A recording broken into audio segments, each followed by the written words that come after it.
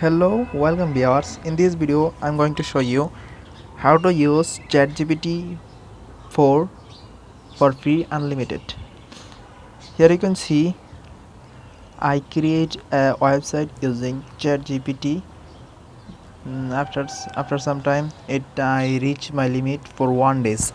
Um, Usually it set a limit for 5 hours to 6 hours, but I use file code. That's why it's set a limit for 1 day, and this is the third time I reach the limit. This is why this limit is 1 day.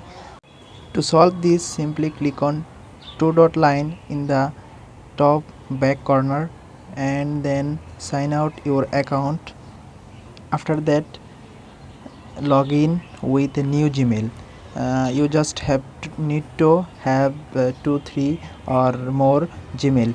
The more Gmail you have, the more access you can get, and that is how you can use ChatGPT 4 for free unlimited.